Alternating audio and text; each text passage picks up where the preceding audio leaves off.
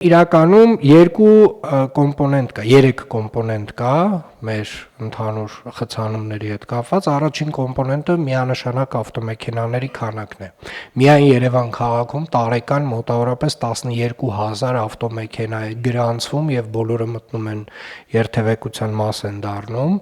եւ նաեւ հարակից մարզերից էլ նույնպես ավտոմեքենաները այդ թիվը չեմ բարձրաձայնում, մոտ մի այդքան էլ հարակից մարզերում է տեղի ունենում։ Երկրորդ կոմպոնենտը իրականում մեր վարելու պրակտիկան է։ Ինչքան էլ որ դա տարօրինակ չէ, այնուամենայնիվ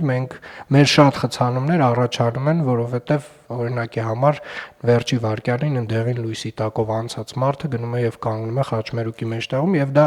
էական մեծ դեր ունի, այսինքն մեր վարելու պրակտիկայում մենք բազմաթիվ խնդիրներ ունենք եւ երրորդը արդեն ձեր ասած լուծումներն են, որոնք որ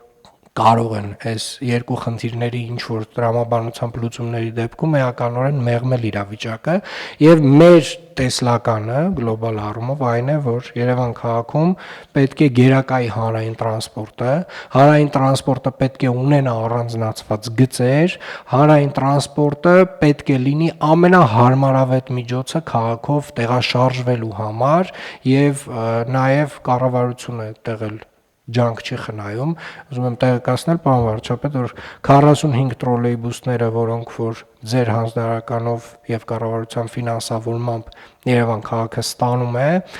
մի փոքր ուշանալու են կապված Իրանում իրավիճակի հետ, բայց մայիսի կեսերին 45 տրոլեյբուսները կհասնեն Երևան։ Շատ լավ, դե այստեղ իհարկե մենք պետք է հիշենք նաեւ մետրոյի մեր ծրագրերի հետ կապված Ընդ որում սա շատ խոշոր նախագիծ է Հայաստանի համար, եկեք արձանագրենք, որ վերջին 30 տարում Հայաստանի Հանրապետությունում մետրոյի ոչ մի նոր կայարան չի ստեղծվել եւ շահագործման չի հանձնվել եւ սա էլի շատ մեծ նախագիծ է, բայց որ այդ նախագիծը իրականացվելու է, այդտեղ երկու կարծիք չկա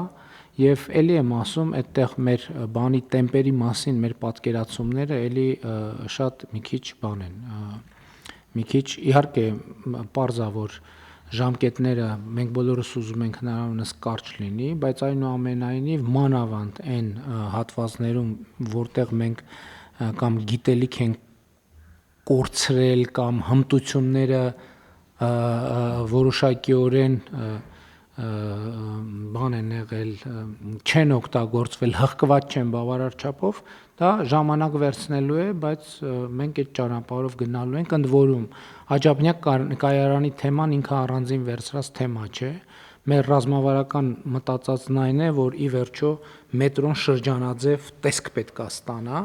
ինչի արդյունքում նաև ըստ ամենայնի երթևեկության տրամաբանությունները կփոխվեն եւ արդյունավետությունները կմեծանան։ Այսինքն եթե մենք շրջանաձև երկու գիծ ունենանք, այդտեղ արդեն տրանսպորտի մասնագետները ավելի լավ խորհուրդներ կտան, այսինքն անդադ պտույտների, ընդ որում հանդիպակաց պտույտների միջոցով հնարավոր է որ շատ ավելի մեծ էֆեկտներ ունենանք, քան մինչև այս տեսել ենք։